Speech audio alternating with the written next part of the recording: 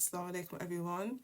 Welcome back to another episode. I'm really excited to have loads more people who have engaged with the last couple of videos. I'm just like, oh my gosh, we got subscribers, we got a community. Please keep subscribing and sharing with anyone who you think this will be useful to as well.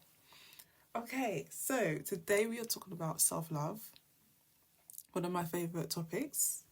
I'm going to try and do this topic justice. I'm going to speak about self-love, and then I'm going to be speaking about why I started this podcast because it ties in very nicely. And then I'm going to speak about it from the context of like being a Muslim, interpreting love from Allah, and the concept of like unconditional love.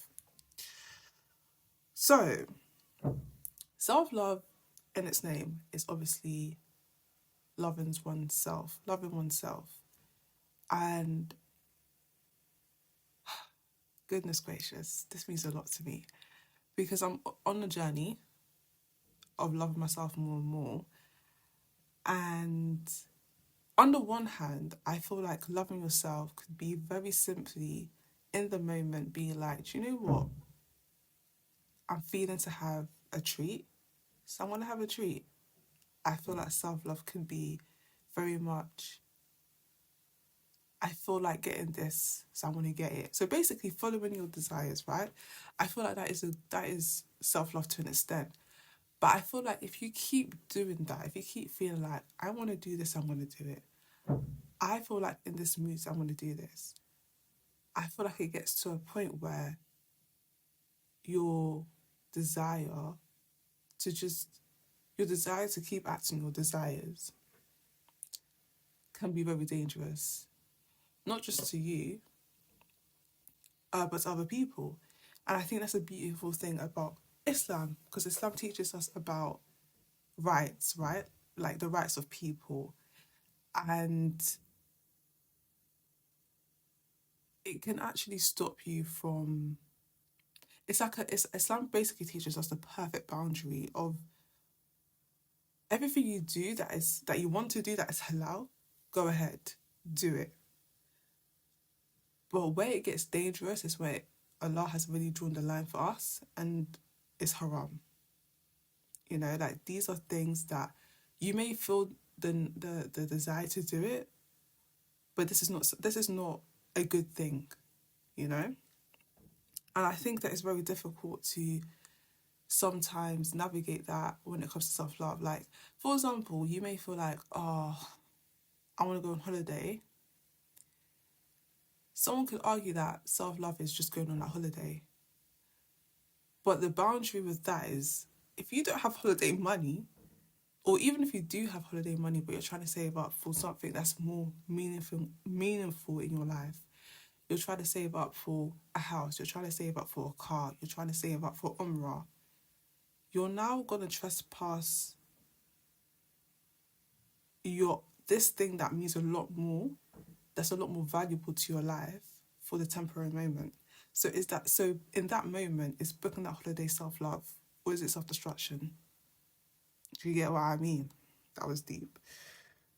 So essentially what I've learned is that self-love, it does require that element of, do you know what? Like, especially for someone who struggles to make decisions, it does require that element of going ahead, doing your thing. I feel like I want to do this, I'm going to do it.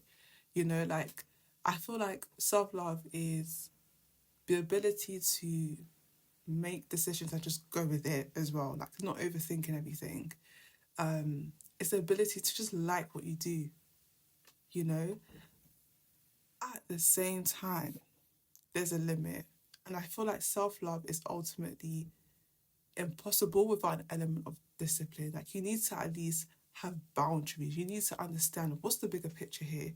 And I actually feel like the ultimate act of self-love sometimes includes self-restraint. You need to sometimes like put yourself in situations where you're like, I'm not actually happy right now. They call it delayed gratification. But I'm going to do this anyway. Why? Ultimately, because you love yourself. Does that make sense? So if in a moment, like right now, I'm trying to lose some weight, might not make it easy for me, say I mean, Um, Sometimes I might feel like, girl, I would love to have a 12-inch pizza right now to myself in a moment. But ultimately, I want to lose weight. I want to be more healthy. I want to make better decisions when it comes to what comes into my body. So, self love in that moment, it's not really fun because I can't really have that pizza. But it builds into me being the woman that I want and being who I want. So ultimately, what I'm trying to say is that self-discipline requires love. Um, Loving yourself, making decisions that you like, being cool with it, but it also requires discipline. I don't believe someone who really loves themselves is not able to practice constraint, especially for the bigger picture. Another thing about self-love is that you need to be okay. I would have paid good money for someone to have told me this a long time ago, bro. You need to be okay with making mistakes. I remember, yeah, when I was younger and I had my first bit of money, and I'll go to Poundland with my £1 that, oh, I got £1. And I stood there for like 30 minutes looking at the sweet section, trying to make a decision about what I should have because I was so scared of making a mistake.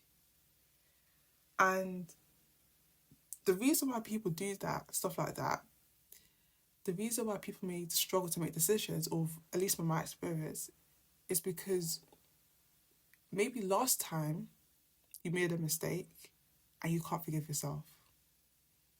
You're not able to just accept the fact that I actually did something that didn't bang. I've been watching, is it Tam Core? Her videos? So good.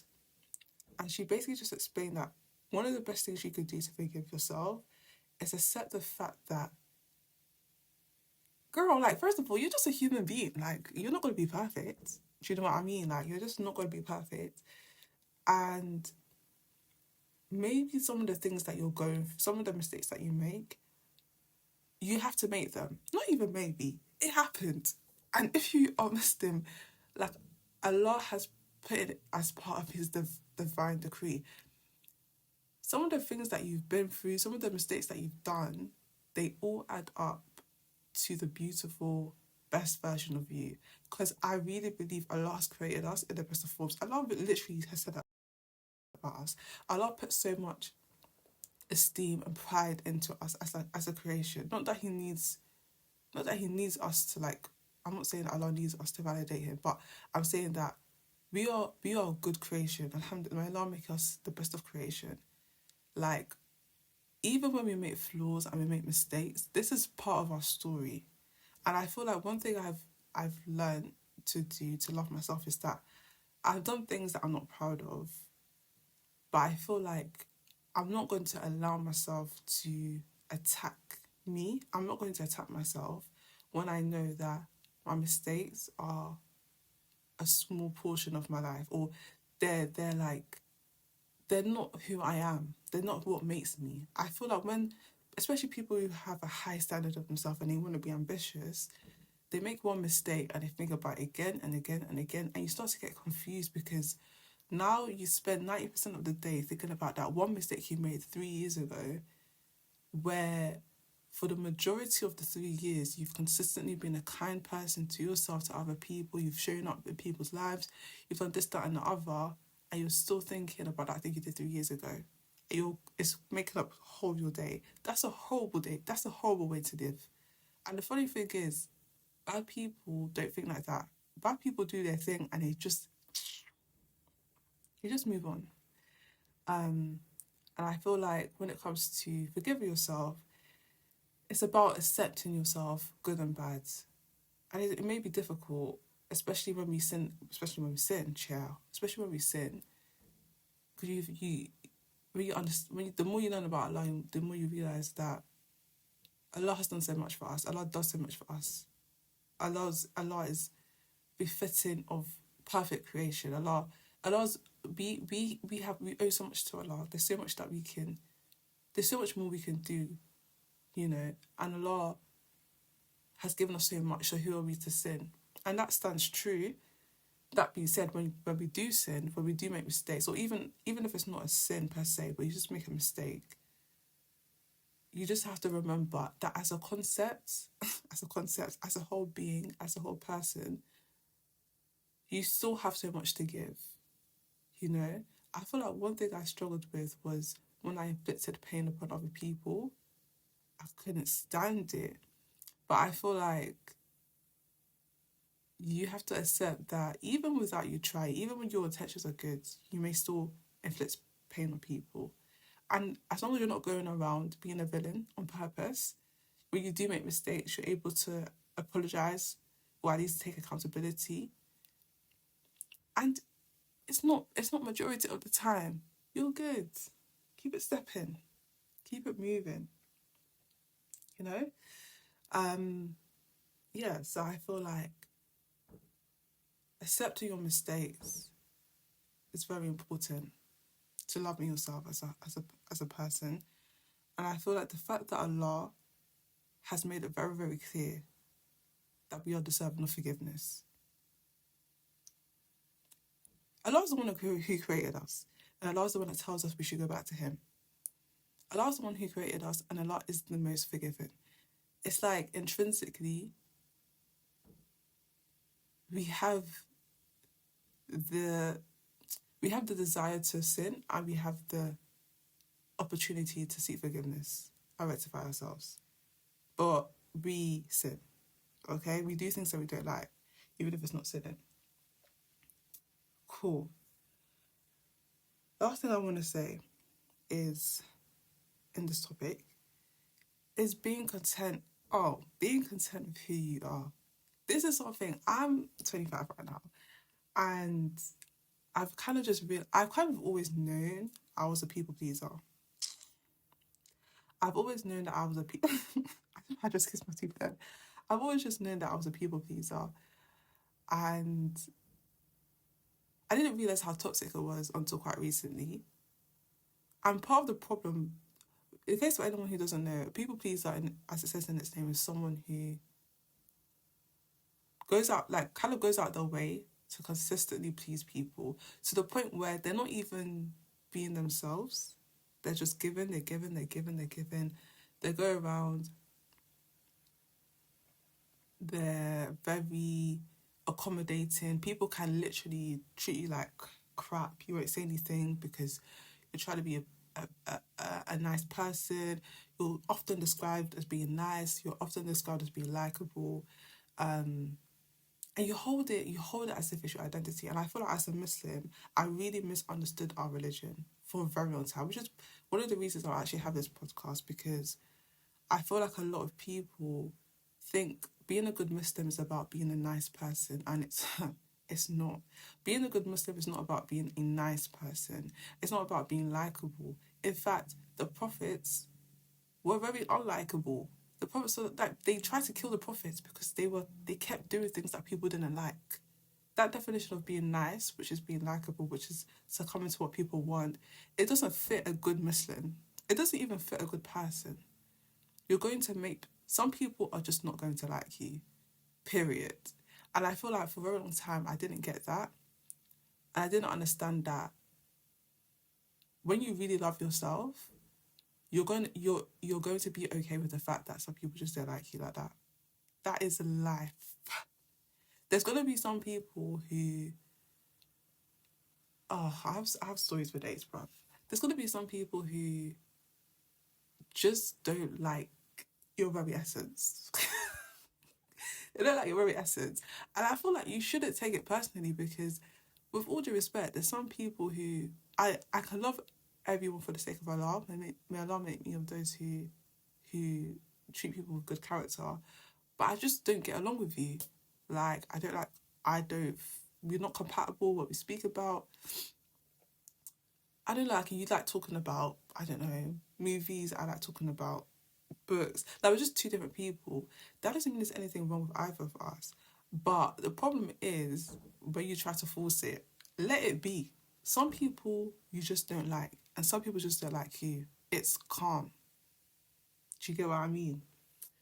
And I feel like for a very long time, I used to not be okay with the fact that people may not like maybe a part of me, or maybe I don't really want to do something, but someone's asking me, so I just be like, okay, I'll do it.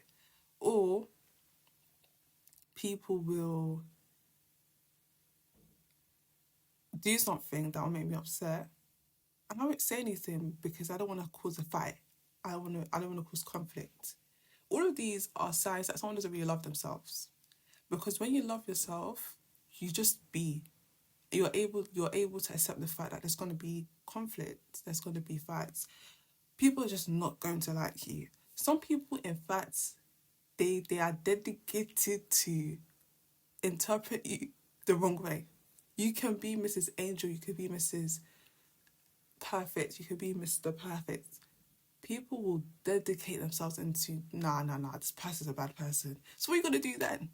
And we've heard this advice before, but the reason why we keep hearing this advice and the reason why it's repeated so much and people talk about it so much is because it takes practice and it's hard. A lot of people struggle with this. A lot of people don't like the idea of people not liking them. You know? So even if you're struggling with self-love, even if you're a bit of a people pleaser, and even if you're a bit of a beg, I'm not saying be complacent, but like it's cool. We're all trying to be better people. But that being said, let's be ourselves more. Let's just do be like one thing about me, I'm a bit of a nerd. I don't even like using that word nerd. I'm an intellect. Let's use that. I like having deeper conversations. I like thinking is that if that's not obvious by this whole podcast, but I like thinking deeper. I don't like to have like shallow conversations. Some people just don't like that. That's their own. What am I supposed to do with those people? Just keep it respectful. I'm not saying be mean, but like keep it moving. You don't have to be friends with everyone. That is self-love. Do you know what I mean? Let people not like you sometimes. It's even good. Let people not like you. Be okay with it, even if it's your auntie, even if it's your family members. Let it be. Keep it moving, bruv. Like it's not everyone that's gonna like you, and I'm not saying that you have to be happy about it. You could be sad about it, but don't now change who you are because the consequences are dire. The consequences are very sad. It's like you, speaking from experience, it's like you're not even a human being. You're not even you. You're just, I don't even know what you are. You're a performer. You're performing. You do things to make other people happy, but you yourself, you don't even know what is you. Who are you? You don't even know. Yeah. So be yourself and accept the fact that some people are just not gonna like you and be you. And I feel like that's just something I've learned about self-love. And it's part of the reason I started this podcast. This podcast, if you scroll back, I changed this name so many times because I'm just like, oh, I don't know if that's gonna be the good name. That's gonna be a good name. Like that's basically self-doubt. But I'm happy I just picked a name and just stuck with it. But this podcast is like me just being me, bruv. This is just me. And I feel like for me, this is a deep act of self-love because I've been wanting to start this podcast a long time ago.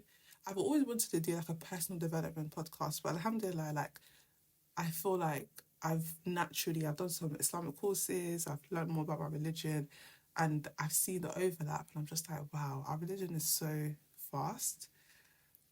And the reason I wanted to start this podcast is because of that. I wanted to share people the overlap between personal development, improving yourself, and what Allah has already put, the wisdom Allah has already taught to us. But also because I just wanted to do it.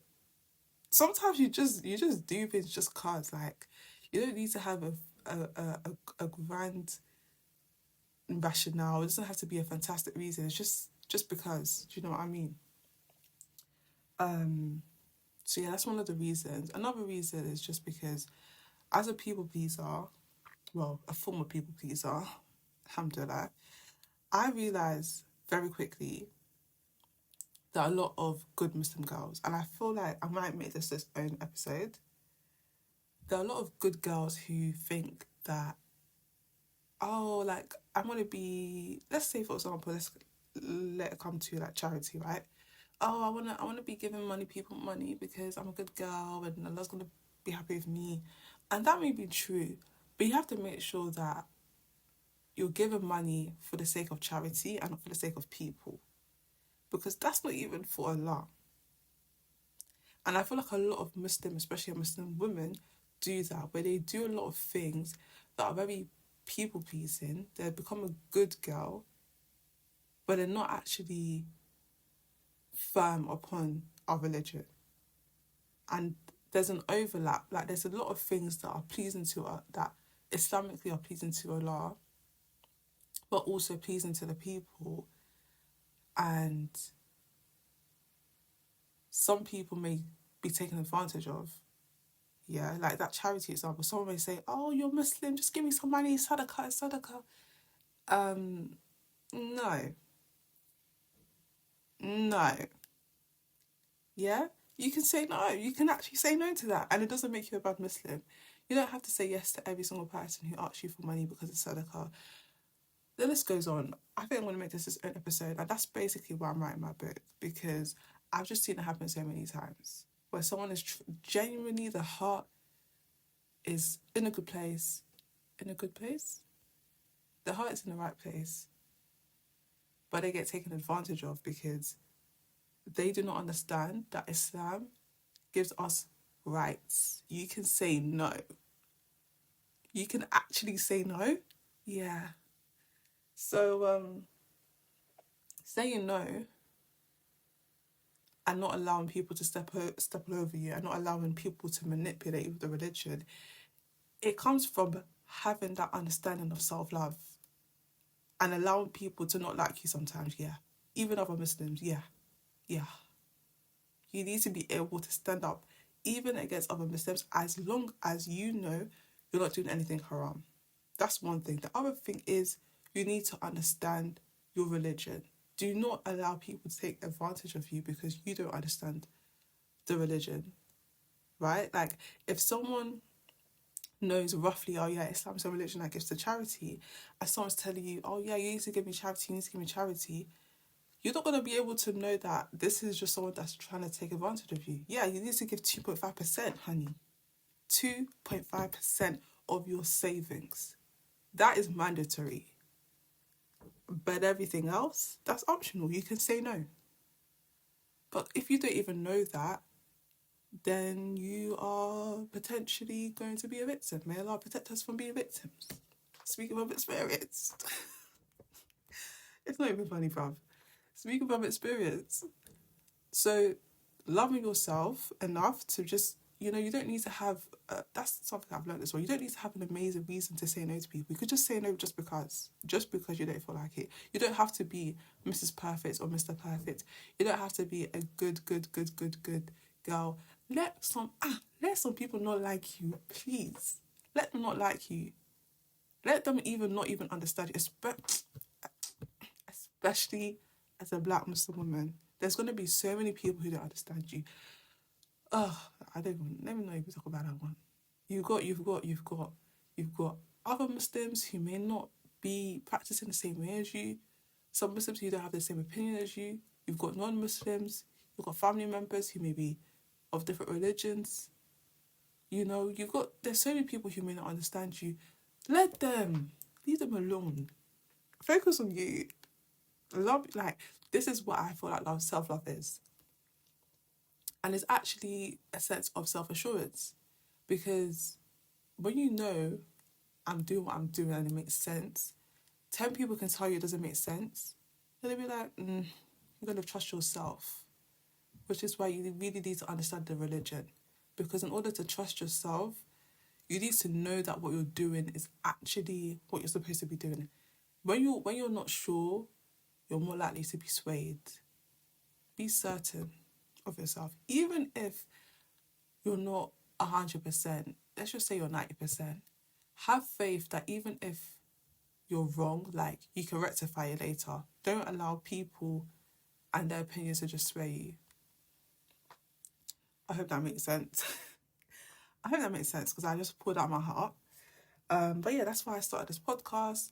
And I really do see this podcast as an act of self-love.